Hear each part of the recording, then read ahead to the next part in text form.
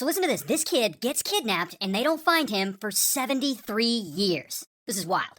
So one day, two brothers are playing in a local park, and they're minding their own business, having a good time. Then, out of nowhere, a woman wearing a green bandana approaches them, and she offers the younger brother some candy. And younger brother's like, sure, I want some candy. Who doesn't love candy? And the woman is like, well, come with me, and I'll take you to the store to get some. And so the younger brother leaves with her to go to the store and get some candy. And that is the last time anyone ever saw him.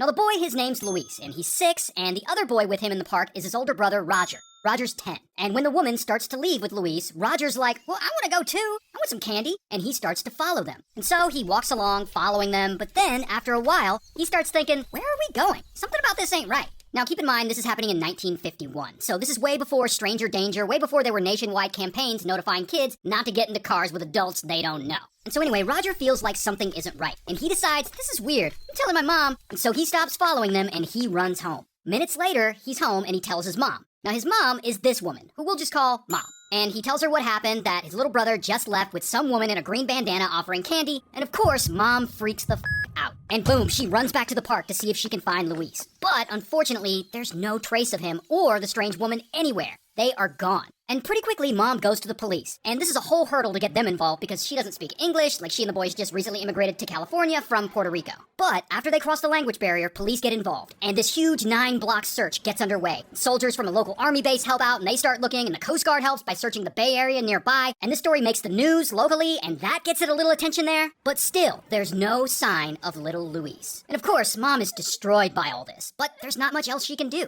And this is during a time where there are no Amber Alerts, no surveillance cameras, no missing children computer database. All they have is a 10-year-old's description of what happened that day. And so every day, Mom goes to the police station to see if there are any updates, hoping that they'll have something. And every day, she gets the same answer. No news, no leads, no Luis. And years pass, and Mom stops coming every day, and she just comes once a week, and eventually that turns into her coming once a month. And as more time passes, she starts to only come to the police station once a year. And at this point, officers know her so well that she'll just walk into the station without saying a word, and they'll look at her and they'll just shake their head, and she'll know that that means they have no updates for her. But despite that, Mom never stops believing that her son is still alive, and she never gives up hope. Ever. So then I guess you have to ask, what happened to Luis? Well, obviously he was kidnapped, and we don't know a ton of the details of this part. Like, we know he was taken from the park, we know he and the woman got on a plane, and that they flew from California to somewhere on the East Coast, and we don't exactly know where. And we know that then, somehow, Luis ends up getting adopted by a couple, and that couple raises him as their own. And Luis knows he was adopted, but he doesn't know he was originally stolen.